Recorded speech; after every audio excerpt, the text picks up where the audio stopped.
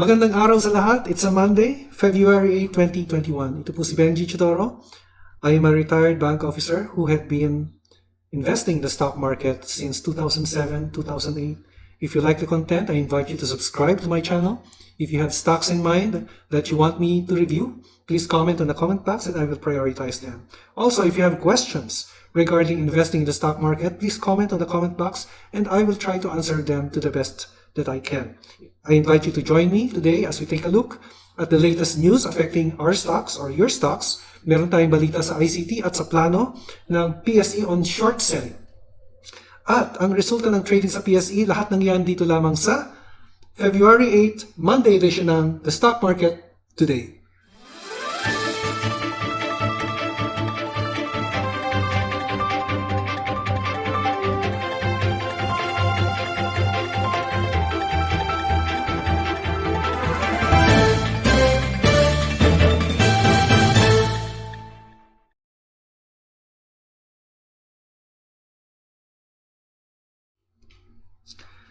Okay, so let's go first to the news on from Business World. PSE short selling plan to proceed, chief says.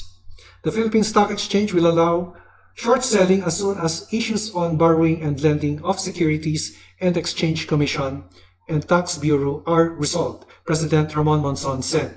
As soon as we get approvals, we will launch our short selling product, said Monson. The probability of a GameStop incident happening in the Philippines is quite small, if not nil.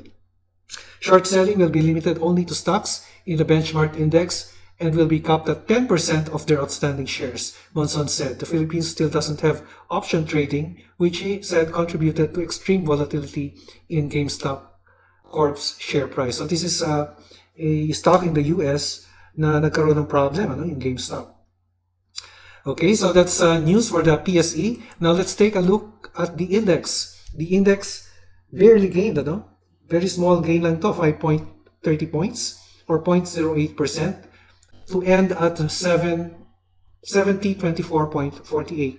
Then there was net foreign selling, nag-resume siya. So based on the market activity, 122 companies advanced, 99 declined, while 44 remained unchanged. As for the all-share index, it gained 0.37% or 15.77 points. As for the sectoral indices, the holding companies and the properties registered losses, while the financials, industrials, mining, and services were in the green. The gainers was led by the financials at 2.6%. So we'll take a look at that mamaya. We will be reviewing BDO and BPI. So now let's take a look at the most active stocks. We will be reviewing the top 10. So we have Dito, MBT, ACEN, BDO, Converge, Ali, APL, BPI, SM, and then let's review ICT. So let's get on to it. Let's review Dito. If you want me to review your stock, please comment on the comment box and I will prioritize them. Also, if you have questions regarding investment in the stock market or your favorite stocks, please comment on the comment box. So Dito, is this another breakout? Looks like another breakout because there is volume. Yung shadow po na nandito, yan yung average volume.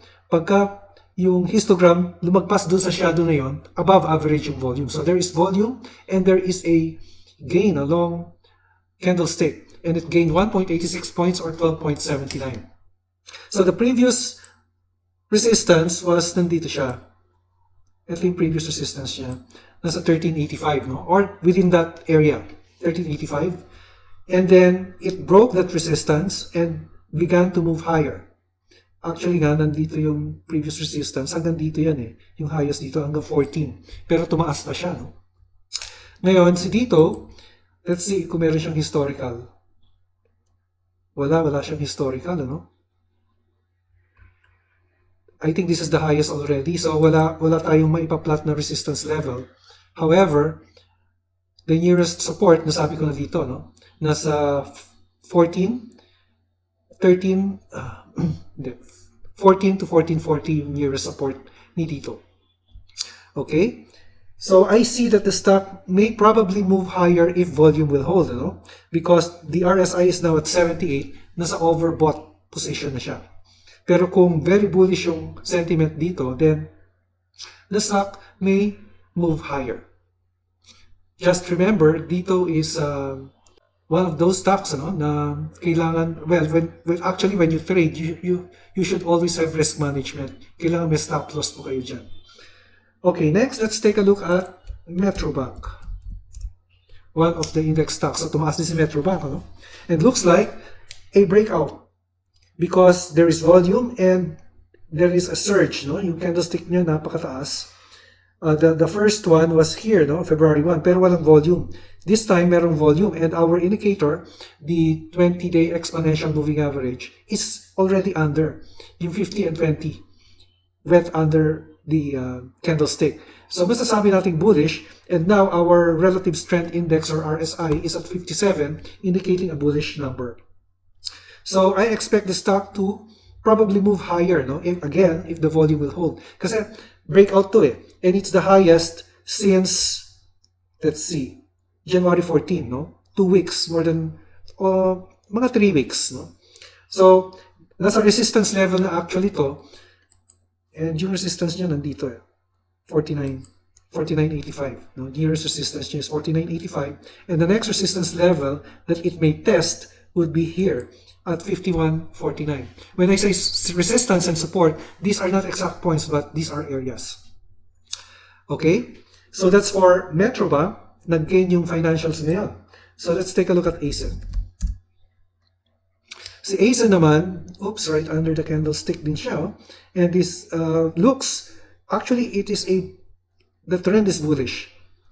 Kasi last week, or 2 weeks ago, it was moving sideways Tapos bumaba, and then the prices went above our indicators, indicating a bullish trend. Although hindi to hindi to breakout.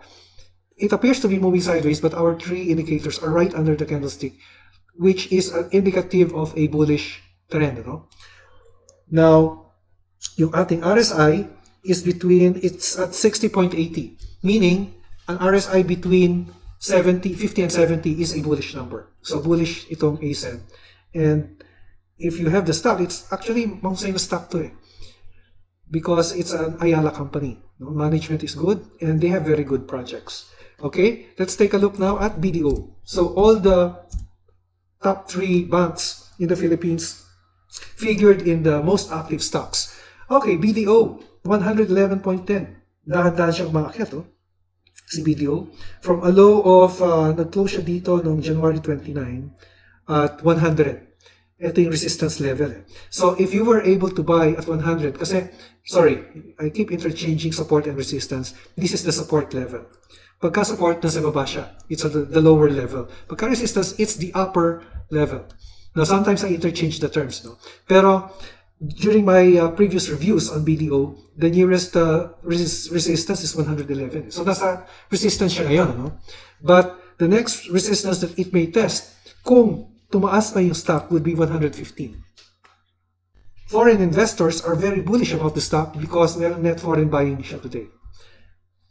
Now, I have a position in BDO for a trading. I have an investment position, stocks held for investment, and stocks for trading. Yung for trading ko, ang target price ko is 125. Kasi meron siyang, dito ko siya nilagay Banda rito. Yan. Ito yung aking target price, 125 on BDO. Pero if you're a long-term investor, you can never go wrong with BDO because BDO is a leader in banking. Number 1, it's the bank with the highest, with the largest asset in the Philippines. Yung asset base niya napakalaki. Okay, so that's BDO. Then let's take a look at Converge. Now, Converge, tumaas pa si Converge. Nagpahinga lang siya ng Friday. Nagkaroon siya ng profit taken last Friday, which sabi ko nga, and nasustain yung kanyang breakout. There was a breakout on Thursday. A breakout kasi is a surge in the price. Kasi nung Thursday, nagkaroon siya ng surge of 5.21%. Tama nga ba? Dito 5.21 Ngayon, 5.35. Nagpahinga lang ng isang araw. So this is the nearest resistance ni Converge. Yan, yung nearest resistance niya, 1735. Although this is very thin, because this is our only data. And na-break niya yung resistance na yon. And now this becomes our support. No? Yung 1735, yung nearest support natin for Converge. Now, Converge is an example of a growth stock. So kung titingnan mo yung PE ratio, PE is price over the earnings ratio. Napakataas ng PE ratio niya, meaning that the stock looks expensive. And it looks expensive naman, no? Pero, yan yung characteristic ng growth stocks eh. Mataas yung PE ratio, and bihira mag-declare ng dividends. Sa bagay, bago pa lang stock na ito, no? Pero, mataas yung ano niya, probability of growth is very high. So, tingnan natin yung earnings niya. Okay, 931 million, 82.84. I don't know this 82.84%. Ano? Closing parenthesis, baka negative to, no? Or a decline in the previous income. Anyway, so yan yung nearest, what do you call this, nearest support ni Converge. And by the way, I have a position in Converge because I believe in the stock and because Converge is a growth stock. Ano nga ba ang target price ko dito? Yung target price ko dito is Converge is 24 pesos yung target price ko. So anong basis ko doon? The fundamentals are very strong eh. And it's a good stock. Well, I think it's a good stock. Ngayon, of course, when I bought the stock, meron ako stop loss dyan, di ba? Right now, what I did was trading stop yung sa akin. Ang trading stop ko is na EMA 20. Meaning, as the stock goes up, nag-iiba yung aking stop loss price. So dati I bought it at 15.90 eh. So ang stop loss ko noon was, ano nga ba stop loss ko noon? My stop loss was 15.60. Okay? So ngayon, yung stop loss ko, i-adjust ko ngayon. Which reminds me, I have to adjust it. 15.60. EMA 20 is at 15.22. Yun na ngayon ang stop loss ko. Bagong stop loss ko. And I will be adjusting that stop loss accordingly. Kasi as the stock goes higher, syempre i-protect mo yung profit mo, di ba? So kung bumagsak siya sa 15, sa bagong stop loss ko na 16.22, kita pa rin ako. At least, may kita pa rin ako. Okay? Okay, next, let's take a look at Ali. Okay, Ali. Uy, may recovery. Si Ali, ah. And the candlestick is higher than our 20-day exponential moving average. So it's now at 40.75, gain 2%. Well, modest gain, ano? Modest gain lang to si Ali. Pero in the previous days, it appears to be moving sideways, and it appears now to be moving upwards, and it may test the resistance of 41.95 or almost 42. Yan yung nearest resistance ni Ali. Now, Ali is one of those index stocks na you can never go wrong also, no? Because it is an Ayala company. Basta Ayala kasi mahusay ang pag-manage nila ng kanilang business eh. So yan, si Ayala Corporation is the mother company, of course. Si BPI is an Ayala company. ACEN is an Ayala company. So yan yung mga negosyo ni Ayala. Manila Water, no? Ayala company din yan. MWC, yan, sa Ayala yan. Pero I think Mr. Rason got the majority holdings of it already, no, as a strategy. No, kasi mainit ang administration on the utility companies eh. Okay, so that's for Ayala. So, yan lang, ano? Baka you can do range trading here, no? Kasi that's the nearest resistance, 41.95. Yan yung resistance level na pwede niyang i-test. Okay, then APL. Okay, I would like to greet my classmates nga pala, no? Doon sa aming chat room, no? Yung messenger namin, ang daming tanong. Especially itong si Felix, maraming tanong. Si Rose din, merong tanong. Some of you would have questions also, which I will be taking up on February 20. And alam nyo, ang stock market, maganda kung nalalaman nyo kung paano laruin ang stock market. Kung papasok lang kayo ng walang nalalaman, wag po. It's a risky activity actually. Kung wala kayong nalalaman tungkol sa stock market. Kaya I would suggest na mag-aral kayo mabuti, listen to good YouTube vlogs, and one good YouTube vlog is Instagrams. Subscribe po kayo sa Investa TV because the bloggers there are very good. No? Mamuhusay mga bloggers dyan. Sina Toma, sina JC, No, yung mga girls nila, mahuhusay din, ha? Magagaling yung mga girl bloggers nila. At mga bata pa sila. And I'm surprised, ano? Yung mga batang ito, napakagaling when it comes to money management and investments in general, ano? Hindi lang sa stock market, kundi in general investing, no? And that is the culture that we have to imbibe as Filipinos. Kasi sa ibang bansa, yung kasasweldo mo pa lang, ang pinag-uusapan na nila, saan nila ilalagay yung pera nila sa stock market. Ganun sila sa Hong Kong, na-experience ko yun, na nag-uusap-usap sila pagka-sweldo day, na ano pa magandang stocks ilagay. Ganun ang discussion nila. So APL, looks like it's just moving sideways. Yeah, no, it's although our indicator, the orange line, which is a 20-day EMA, is above, pero yung blue line, which are medium-term indicator, yung EMA 50, is below the candlestick. So, well, looks like it's just consolidating, no? Consolidating lang si APL. APL is one of those, masasabi ba natin speculative stocks? Speculative to, eh. I think, ha? I hope I'm wrong. Please tell me if this is not speculative, ano? Pero ang impression ko lang speculative to. So, yan. Yan lang yung range na naglalaro si APL, ano? And even the foreign investors are also buying, although maliit lang, 14 million lang yung net buying nila. Okay, then after that is another index stock. Financial stock is BPI. Ngayon, isa pa itong BPI na mahusay na stock. Basta't index stock, magaling siya, no? And BPI is an Ayala company. So tumaas siya, 86. Nasa 86 siya, it gained 2.56%. And yung ating indicator, yung 20-day exponential, the orange line, is under the candlestick indicating a bullish movement. Also, the RSI is 59, no? Indicating a bullish number.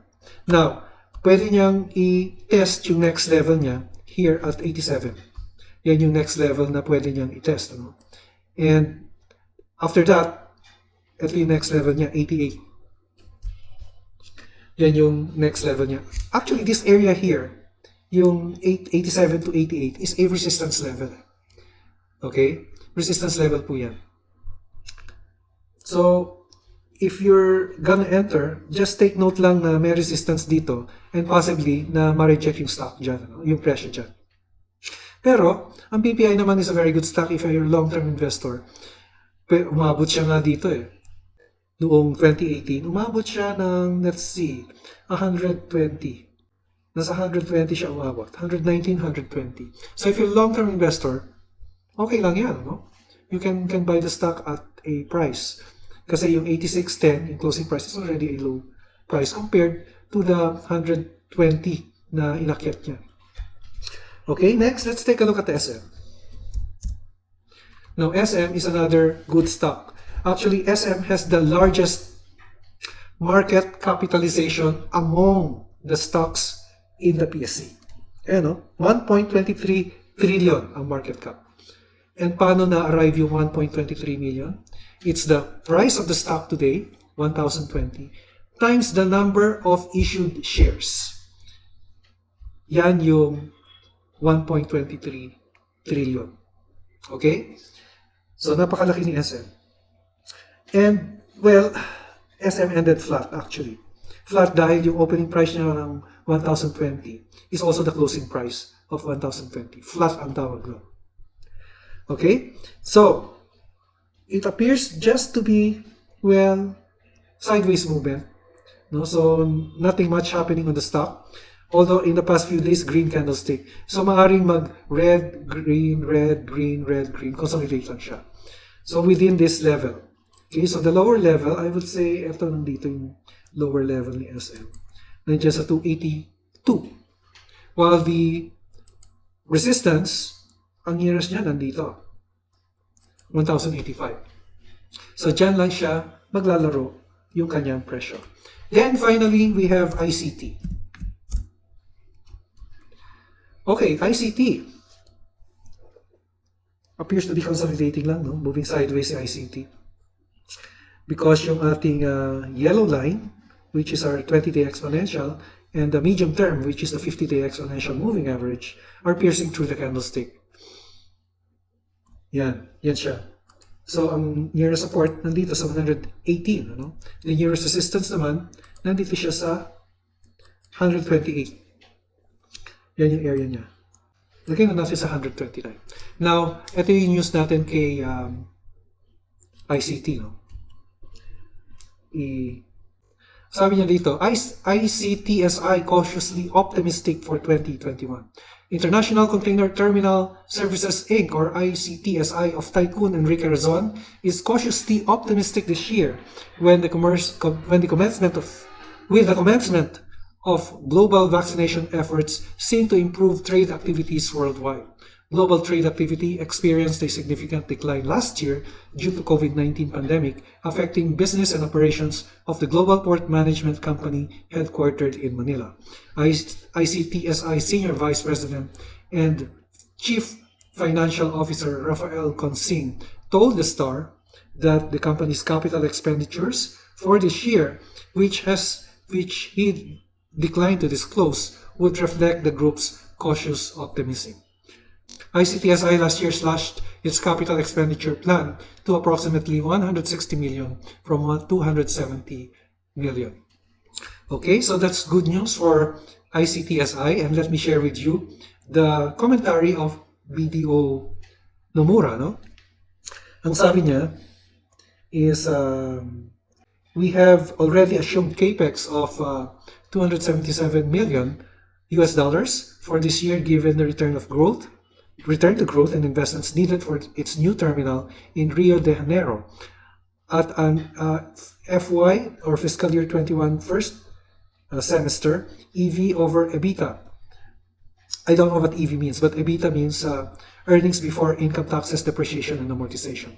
Is only 7.6 times. We feel the market is undervaluing ICT's growth prospects into the future, which should be sustainable given the continued investments. Reiterate buy. So buy siya kay ICT. And the target price of Nomura, let me see. ICT is 135. Yan yung target price dyan. It's an upside of 9.2%. Now, guys, again, pwede kayong maniwala dito, pwedeng hindi. Do your due diligence first before buying on the stock. Yun yung advice ko sa inyo. Huwag kayong basta-basta maniniwala kahit kanino, kahit sa akin. Do your due diligence first before buying on the stock. Because hindi ko naman pera yan eh. Pera po ninyo yan. Okay? Kung sinabi ni Benji Chidoro, bili daw ako dito, natalo ako, singilin ko si Benji. Huwag pong gano'n. Unfair po yun. Ako, sinishare ko lang po kung ano yung nababasa ko, nakikita ko. Pero, nasa sa inyo po kung mag-i-invest po kayo o hindi. Due diligence po muna. Research, learn, please. Po. Walang sisihan po dito. Okay? Maraming po salamat. Yan po ang ating report sa ating stock market today, Monday, February 28, 2021. Ito po si Benji Chidoro, nagpapaalala. Mag-aral ng mabuti upang buhay bumuti. Si Kim Atienza yata yun. No? Pero totoo po yan. Mag-aral ng mabuti upang buhay bumuti. An investment in knowledge pays the best interest. See you again in our next episode at maraming salamat sa inyong pagtangkilik. Bye for now.